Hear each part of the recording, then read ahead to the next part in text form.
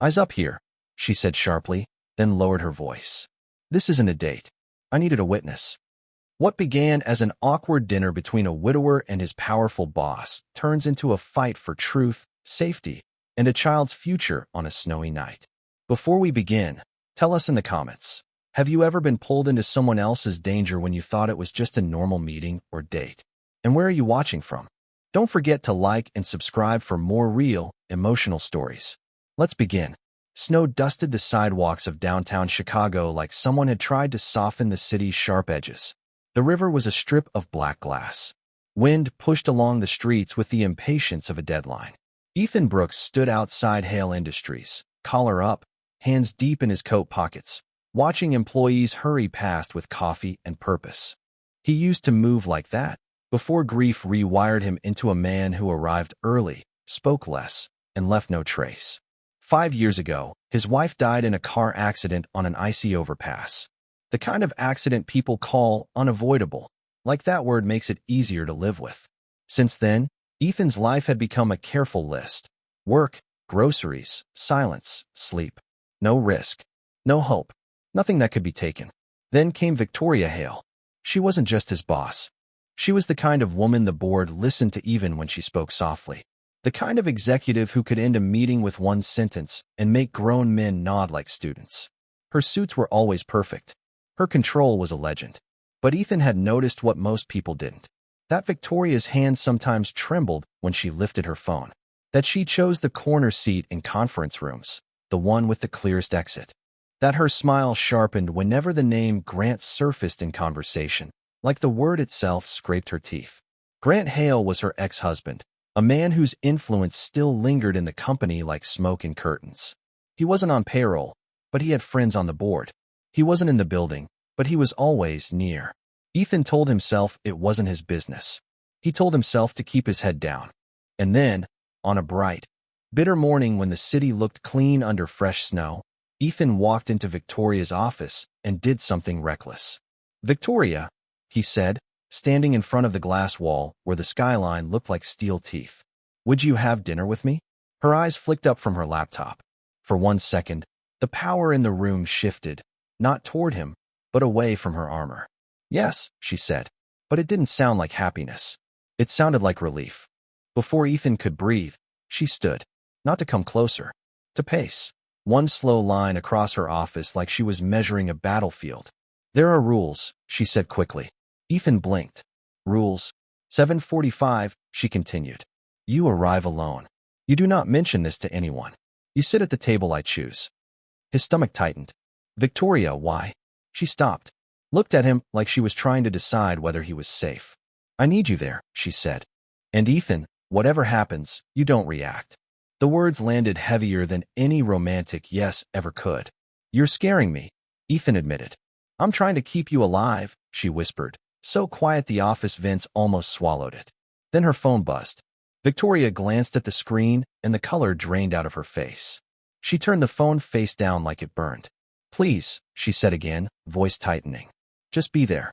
Ethan should have walked away. He should have taken the warning and protected his quiet life. But grief had taught him something strange. The worst pain doesn't always come from what you lose. Sometimes it comes from what you refuse to do, because you're afraid to feel anything again. "I'll be there," he said. Victoria's shoulders dropped a fraction, as if a weight shifted off one bone and onto another. That evening, snow started falling again, slow, steady, deliberate. The restaurant Victoria chose wasn't cozy. It was secluded. Dim, private booths. Soft music that couldn't cover tension. Ethan arrived early, like instructed. He chose the table number Victoria texted him. Table 12, back corner, view of the entrance. His phone buzzed once as he sat down. Unknown number. A photo loaded. Victoria walking into Hale Industries that morning, taken from across the street. Then a second photo. Ethan, outside the building, collar up, alone. The message beneath the images was simple. "Stay out of this." His throat went dry. He didn't move. Because whatever this was, Victoria had chosen him for a reason. And Ethan's whole life had become a lesson in what happens when you abandon people to their storms. The door opened. Cold air slid across the restaurant floor. Victoria Hale walked in like she belonged to the room, and like she feared it. Her coat was a dark, expensive wool. Her hair pinned back tight. Her lipstick too perfect, like war paint. She sat fast, eyes scanning exits. "You got my text?" she asked softly. "Yes." "Good." She didn't touch her water. "Whatever happens, don't stand up." Ethan's pulse thudded. "Victoria." She cut him off with a look. Not command. A plea. Then he saw it through the window. A black SUV idled at the curb, engine running like a patient threat. A man stepped out, tall, polished, confident. He adjusted his cufflinks as if time itself waited for him. Victoria's fingers tightened around the edge of the table, and Ethan understood the truth in one cold, clarifying moment. Victoria didn't come to dinner to be courted. She came to be cornered. The man walked inside. His smile arrived before he did. Grant Hale stopped at their table like he owned it, and like he'd been expecting Ethan to be there. "Victoria," Grant said smoothly. "You look brave tonight." Victoria's jaw locked. Ethan stayed seated. Grant's eyes slid to Ethan, amused. "And you must be the witness." He pulled a thin envelope from his coat and set it on the table with one finger, like a judge dropping a sentence. "Let's make this easy," Grant said. "Sign what's inside, or tomorrow morning the board gets the footage." Victoria didn't flinch, but Ethan saw her hand tremble, just once, beneath the table. And that tremor told him something more frightening than any threat. This wasn't the first time Grant Hale had done this. Grant didn't sit down. He never would. Men like him treated chairs like equality. He stayed standing beside the booth, one hand resting on the edge of the table as if it belonged to him. The envelope sat between Ethan and Victoria like a landmine. Victoria's voice stayed calm. Too calm. "You're interrupting," she said. Grant smiled. "You're pretending." Then his gaze flicked to Ethan. "And he's learning." Ethan's instincts screamed at him to stand, to shove the man back, to do something, anything. But Victoria's rule echoed in his head, "Don't react." So Ethan stayed seated. He folded his hands under the table to hide the fact that they were shaking. Grant slid a phone out of his coat pocket and placed it flat on the table, screen facing Victoria. "Let's not waste a good winter evening." The video thumbnail loaded instantly. It showed a hallway, Hale Industries, 6th floor. The executive wing. Ethan recognized the lighting. Victoria didn't touch the phone. She didn't need to. The blood had drained from her face so fast it looked unreal. "What do you want?" she asked. Grant leaned closer, voice low enough that the nearby tables wouldn't hear. "Your resignation. A quiet one. Effective immediately." Victoria's eyes sharpened. "You can't force that." "Oh, I can." His smile widened. "The footage makes it easy." Ethan swallowed. "What footage?" Grant's gaze drifted to Ethan like he was a curious stain. "You don't know? That's adorable." Victoria's nails dug into her napkin. "Grant, don't." Grant tapped the screen once. The video started. It showed Victoria walking fast down the hallway, hair slightly loose, coat half on. A man followed behind her. Someone the camera caught only in pieces, shoulder, hands, the side of his face. There was a moment at a door, then a blur of movement. Victoria stepped back, one hand up, like she was pushing someone away. Then edited. Cut. Jump. Now it showed her with her back against the wall, the man close. Too close. The angle suggested something intimate. Ethan's stomach turned. Victoria's voice came out steady but thin. "That's not what happened." Grant paused the video at the worst frame. Her face caught mid-expression, eyes half shut, like a kiss. "Like consent." "This goes to the board at 8 a.m., Grant said, along with an anonymous note about abuse of power and inappropriate workplace relationships. You know how they love their clean image." Victoria stared at the frozen image and didn't blink. Ethan realized she was fighting not to show fear. Ethan leaned forward, keeping his voice level. "It's edited." Grant chuckled. "Of course it is. Everything can be edited. That's the beauty of it." Victoria finally looked at Ethan. And in that glance, he saw something he'd never seen in her before, raw panic buried under discipline. "I didn't ask you here for romance," she said quietly, almost without moving her lips. "I asked you here because he won't do it if there's a witness." Grant's smile flickered. "She's telling you the truth, Brooks. I don't like leaving loose ends." Ethan felt cold creep up his spine. "You threatened me." Grant shrugged. "I informed you." Victoria inhaled slowly. "What's in the envelope?" Grant pushed it closer with one finger. "Your resignation letter. A voluntary transfer of your voting shares." and a request for the board to appoint me as interim CEO until they find stable leadership. Victoria laughed once, short and bitter. Interim? You mean permanent? I mean inevitable, Grant said. Ethan's chest tightened. And if she doesn't sign? Grant's eyes hardened. Then she loses the company. And then, he paused, as if tasting the next part. Then she loses custody. Victoria's posture cracked just slightly. Ethan went still. Custody of who? Victoria didn't answer. Grant did, delighted. She didn't tell you that part? Of course she didn't. Victoria's voice dropped to a whisper. Grant, don't. Grant leaned over the table, the restaurant's warm lights glinting off his watch. Victoria Hale has a little girl. 6 years old. Ella. He said the name like it was a weapon. The board doesn't know she exists. The press doesn't know. Your employees don't know. And his eyes slid to Ethan. Your brave widower here definitely doesn't know. Ethan's breath caught. You have a daughter? Victoria's eyes flashed with anger and something close to shame. Yes. Grant nodded slowly. And if Victoria's morality clause problem goes public, or if she's deemed unstable, or if she's fired for misconduct, he spread his hands. Well, family court can be very traditional. Victoria's voice turned sharp. You don't care about Ella. Grant's smile vanished. I care about control. The air in the booth felt too small. Ethan could hear the faint scrape of silverware at nearby tables, the hush of laughter, the normal life happening inches away from a storm. Victoria didn't cry. She didn't beg. But she spoke with the kind of truth that sounded like it hurt to say. I left you because you were dangerous, she said. Not to me. To anyone near you. And I hid my daughter because the moment you knew she existed, you'd use her. Grant's eyes didn't blink.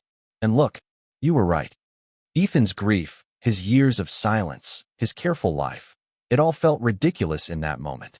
He had lost his wife to winter roads, to one cruel second. And this woman, this powerful, controlled woman, had been living inside a cage built by a man who understood how to hurt without leaving bruises. Grant tapped his phone again. Sign. Tonight. Or I go to court tomorrow morning with concerns about a CEO hiding a child and sleeping with employees. Ethan's hands tightened under the table. Victoria's rules screamed in his head, don't react. But the truth was, he couldn't sit there and let a man threaten a child. So Ethan did something he could do without shouting. He reached into his coat pocket, pulled out his own phone, and quietly hit record. He set it on the seat beside him, microphone facing outward. Grant's eyes narrowed. What are you doing? Ethan held Grant's gaze, calm and flat. Listening. Grant smirked. Good. Then listen carefully. He leaned closer, voice dropping lower. I have friends at CPS. Friends in family court. Friends on the board. You don't beat a network, Brooks. You just disappear under it. Victoria's jaw clenched. Ethan's voice stayed steady.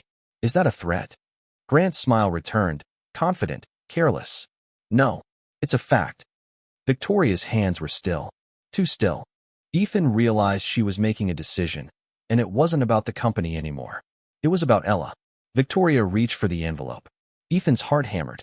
Victoria. She didn't look at him. If he goes after her tonight, I can't risk it. Grant's eyes gleamed. Smart girl. Victoria slid the envelope toward herself. And then, on the table, her phone lit up. A child's photo filled the screen. A little girl with curly hair and pink earmuffs, smiling so hard her cheeks puffed. Under it was a single line of text. Mommy, are you coming to tuck me in? Victoria's breath broke. The first crack in her armor. Grant saw it too. And his face changed. Not to pity, not to love. To hunger. Time, he said softly. Ticking. Victoria's fingers hovered over the envelope like it was poison. Ethan's widower heart, his exhausted, quiet, careful heart, made a decision before his mind could argue. He leaned close to Victoria and spoke in a whisper meant only for her. Where is she right now? Victoria's eyes flashed to his, startled. Ethan, tell me, he insisted gently. I can't help if I don't know. Grant laughed. Oh, this is precious.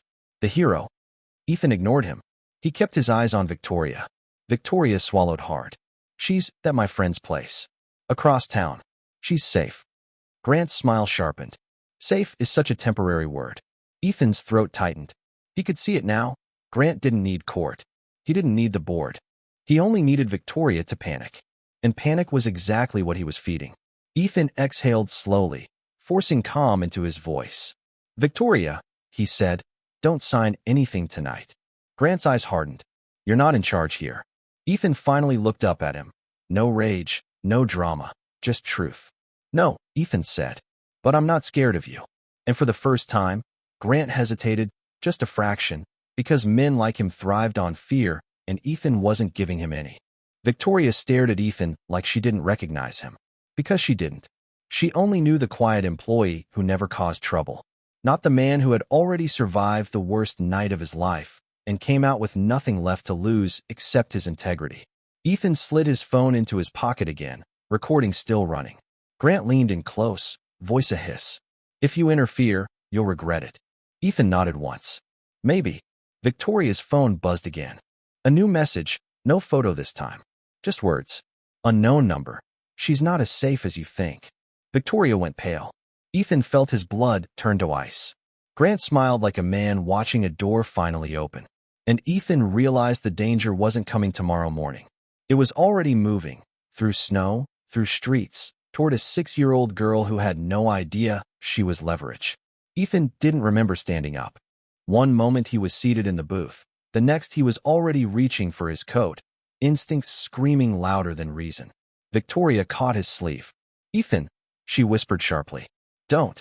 Grant laughed under his breath. Sit down, Brooks. You'll only make it worse. Ethan didn't look at him. He kept his eyes on Victoria, steady, grounding. Where is your friend's place? He asked. Victoria's throat worked. Lincoln Park, near the old brownstones. Grant's smile thinned. You're not going anywhere. Ethan finally turned to him. You already said enough for one recording. Grant froze. What recording? Ethan met his gaze. The one where you admitted manipulating the board, threatening custody, bragging about your friends in court. Grant's eyes flicked, fast, calculating, to Ethan's coat pocket. You think that saves you? Grant scoffed. You think one recording beats money? No, Ethan said. But it buys time. Victoria stared at him, something fierce and fragile rising behind her eyes. Grant straightened. If either of you leaves this table, I send the footage now. Ethan exhaled slowly. Then do it. Grant blinked. Just once. Ethan continued, voice low. Because if you touch that phone, if Ella doesn't stay exactly where she is, you won't be negotiating with lawyers tomorrow. Grant laughed. Is that a threat? Ethan shook his head. No. It's a promise to myself. Victoria felt it then, the shift. Not bravado. Resolve. The kind that comes from someone who has already lost everything that mattered. Her phone buzzed again. Unknown number. 5 minutes. Victoria's composure shattered. She stood so fast the table rattled. I'm not signing anything, she said. Not now? Not ever. Grant's jaw tightened. You're making a mistake. Victoria grabbed her coat. Ethan, I'm with you, he said instantly. Grant reached out, fingers closing around Ethan's arm. You walk out that door, Brooks, and I bury you. Ethan looked down at the hand on his sleeve, then back up at Grant. Let go. Something in his voice made Grant hesitate. Grant released him with a scoff. You're both fools. Ethan guided Victoria past him. The cold air hit their faces as they stepped onto the sidewalk, snowflakes drifting like static between streetlights. The black SUV was still there, engine running. Grant didn't follow. That scared Ethan more than if he had. They moved fast, boots crunching through slush. Victoria's breath came shallow. He's done this before, she said suddenly, like the truth had been clawing to get out. Not like this, but close. Ethan opened the passenger door of his car. Get in. She did. He slid behind the wheel and pulled into traffic, tires hissing on wet pavement. Victoria stared out the window, jaw tight. When I left him, I thought distance would be enough. Lawyers. Contracts. Silence. Ethan kept his eyes on the road. It never is. No, she said quietly. With Grant, silence just gives him space. Snow thickened as they crossed the river. The city blurred, lights smeared by falling white. Victoria clasped her hands together. He never hit me.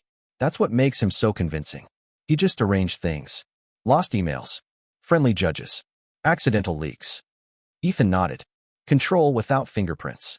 Yes. She swallowed. When I found out I was pregnant, I disappeared for 3 months. Changed clinics. Paid cash. I told no one. Except him, Ethan said gently. She nodded once. He followed the money trail. He always does. Her phone buzzed again. Unknown number. 2 minutes. Ethan's knuckles whitened on the wheel. Call your friend. I already did, Victoria said. She's not answering. That was when Ethan noticed it, the SUV in the rearview mirror. 2 cars back. Same headlights. Same patience. He's following us, Victoria whispered. Ethan's mind snapped into focus. Not panic. Strategy. Seatbelt, he said. She snapped it on. He took a sudden right turn down a side street, then another, then cut left under an overpass. The SUV stayed with them, smooth and deliberate. Grant wasn't driving. That scared Ethan even more. Victoria pressed her phone to her ear again. Come on, come on. Voicemail. Her voice cracked. Mara, please. If you hear this, lock the door. Take Ella upstairs. Don't open for anyone. Snow fell harder now, muffling sound, muting the city like it was holding its breath. Ethan made a sharp turn toward a busier avenue, traffic thickening. He slowed just enough to let a taxi slide between them and the SUV, then accelerated. The SUV hesitated. Lost him, Victoria breathed. For now, Ethan said. They pulled up in front of a row of brownstones, lights glowing warm behind frosted windows. Victoria was already unbuckling before the car stopped. Stay behind me, Ethan said. She nodded, fear naked in her eyes. They ran up the steps. Victoria pounded on the door. Mara, it's me. Silence. Then the door cracked open. Mara stood there, pale, hair undone. Victoria, thank God. Ella. Victoria demanded. Upstairs, Mara said. Sleeping. Victoria sagged in relief, pressing her forehead to the doorframe. Ethan scanned the street. The SUV rolled into view at the corner, slowing. Grant stepped out this time, coat collar up, unhurried. Victoria, he called calmly. You're making this messy. Ethan stepped forward, blocking the path. Grant looked him over, amused. You really think you can stop this? Ethan met his gaze. I think you underestimate how much noise I'm willing to make. Grant's eyes flicked to the house. She won't thank you when this ruins her. Victoria stepped beside Ethan. It already was ruined. You just liked owning the wreckage. Sirens wailed in the distance, far, but approaching. Grant smiled thinly. You called the police? Ethan shook his head. No. Victoria did. Grant's smile finally faltered. You wouldn't, he said. Victoria's voice was steady. I would. And I did. Grant's gaze sharpened. Then I guess we'll see who they believe. Blue lights flashed at the end of the street. Grant took a step back, calculating. This isn't over, he said softly. Ethan nodded. I know. Grant turned and disappeared into the SUV just as the police car pulled up. Victoria's knees buckled. Ethan caught her before she fell. Inside, upstairs, a child stirred, murmured in her sleep. Victoria clutched Ethan's coat, shaking. You didn't have to do this. Ethan held her steady. Yes, he said. I did. Because some storms don't pass unless someone stands in the snow and refuses to move. The boardroom at Hale Industries had floor-to-ceiling windows, but that morning the city beyond them looked distant, muted by falling snow and tension. The long table gleamed like a blade. Every chair was filled. Victoria Hale sat at the head of the table, posture perfect, hands folded. Anyone watching closely might have noticed how still she was holding herself, like someone bracing against a wave. Ethan Brooks sat along the wall, not officially invited, not officially excluded. A guest. A witness. Grant Hale entered last. He didn't look rushed. He never did. He smiled, nodded to familiar faces, took an empty seat halfway down the table like a man who already owned the outcome. Let's begin, said the chairman. We have concerns to address. Grant folded his hands. I'm glad you're taking this seriously. Victoria met his gaze. So am I. The chairman cleared his throat. Victoria, allegations have been brought to us regarding. Before we start, Victoria said evenly, I'd like to play something. Murmurs rippled through the room. Grant's eyes narrowed. Is this necessary? Yes, Victoria replied. It's overdue. She nodded once toward Ethan. Ethan stood, heart pounding, and connected his phone to the screen. For a moment, the room held its breath. Then Grant's voice filled the air. I have friends at CPS. Friends in family court. Friends on the board. Several directors shifted in their seats. The audio continued, Grant's calm admissions, his threats, his smug certainty. You don't beat a network, Brooks. You just disappear under it. A woman on the board pressed her lips together, color draining from her face. Grant stood abruptly. This is illegally obtained. Victoria didn't raise her voice. She didn't have to. Sit down, Grant. He froze. The recording kept playing. Sign tonight, or I go to court tomorrow morning. Custody. Control. Silence followed. Thick. Suffocating. The chairman slowly turned to Grant. Is this accurate? Grant's smile returned, but it didn't reach his eyes. Context matters. Victoria leaned forward. So does pattern. She clicked a remote. Photos appeared on the screen. Emails, timelines, financial transfers. Not just from Ethan's recording, but months of careful documentation. Grant has been manipulating internal votes through intermediaries, Victoria said, leaking altered media to pressure resignations, threatening family members. I stayed silent because I thought I could outlast him. She paused. I was wrong. Grant laughed sharply. You're gambling everything on sympathy. Victoria looked around the table. No, I'm gambling on decency. The board members exchanged looks, some ashamed, some furious. Then a man at the far end spoke. Grant, is there anything you'd like to say before we vote on an immediate investigation? Grant's eyes flicked to Ethan. For the first time, uncertainty crept into his posture. This is a setup, Grant said. She's emotional. Unstable. Victoria's voice was ice. My daughter slept safely last night because someone refused to be afraid of you. A murmur ran through the room. Grant's jaw tightened. You hit a child. Yes, Victoria said. From a man who treats people like leverage. The chairman exhaled slowly. That will not be held against you. Grant stood. You can't do this. But they already had. The vote was swift. An internal investigation. Immediate suspension of Grant's board privileges. Legal review forwarded to authorities. Grant gathered his coat, face pale with fury. This ends careers, he hissed as he passed Ethan. Ethan met his gaze. It already ended yours. Grant walked out without another word. Snow drifted past the windows again, soft and relentless. Victoria stayed seated until the room emptied. When it was just her and Ethan, the tension finally drained from her shoulders. She pressed her palms flat against the table like she needed to feel something solid. I was so tired of being careful, she said quietly. Ethan nodded. You don't have to be anymore. She looked at him then, not as a CEO, not as a woman under siege, but as someone seeing another human clearly for the first time. My daughter wants to meet you, Victoria said. Ethan blinked. Me? She asked who made me stop shaking. Victoria said, almost smiling. I didn't know how to explain. Ethan swallowed, emotion tightening his chest. I'm not a hero. Victoria stood, stepped closer. No, she agreed. You're something harder. Outside, winter sunlight broke through the clouds, glinting off snow like a quiet promise. And for the first time in years, both of them believed it. The city felt different after the board meeting. Unchanged, yet lighter. Snow still lined the sidewalks. Cars still hissed through slush. But something invisible had lifted. The kind of pressure you don't realize you're carrying until it's gone. Ethan walked out of Hale Industries beside Victoria, neither of them speaking at first. Words felt unnecessary, too small for what had just cracked open and closed behind them. Grant Hale was already gone, lawyers scrambling, influence shrinking by the hour. An investigation moved like a slow avalanche. Not dramatic. Inevitable. Victoria stopped at the curb, breathing in the cold air like it was the first honest breath she'd taken in years. I kept waiting for it to be over, she said. I didn't realize standing up was the thing I was avoiding. Ethan nodded. Fear makes patience feel like wisdom. She looked at him sideways. And what does courage feel like? He thought for a moment. Like doing something even though you'll pay for it later. Victoria smiled faintly. You already did.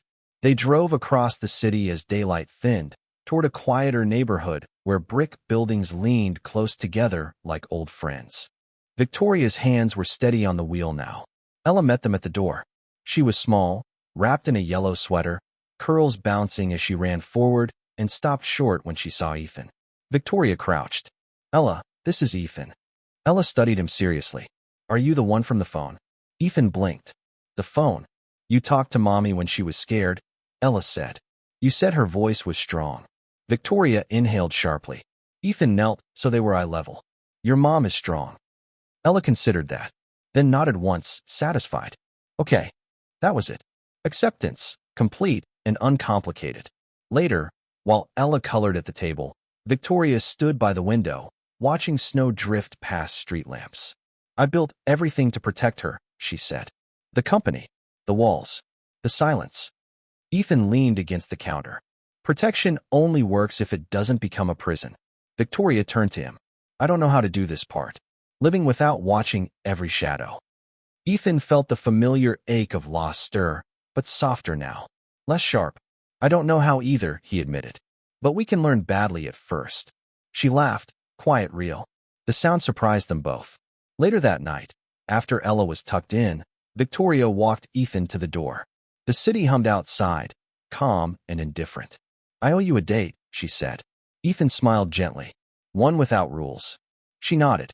One without fear. They stood there, close but unhurried. No rush. No leverage. Just two people who had chosen not to walk away when it mattered. As Ethan stepped into the cold, Victoria spoke once more. Thank you for staying. He looked back at her, snow catching in his hair, eyes steady. Some things are worth standing beside, he said. The door closed softly behind him. And for the first time since winter began, the future didn't feel like something to survive, but something to step into, together. And it wouldn't be the last, unless someone finally stood up to him the right way. Thanks for watching. Like and subscribe for more stories that stay with you.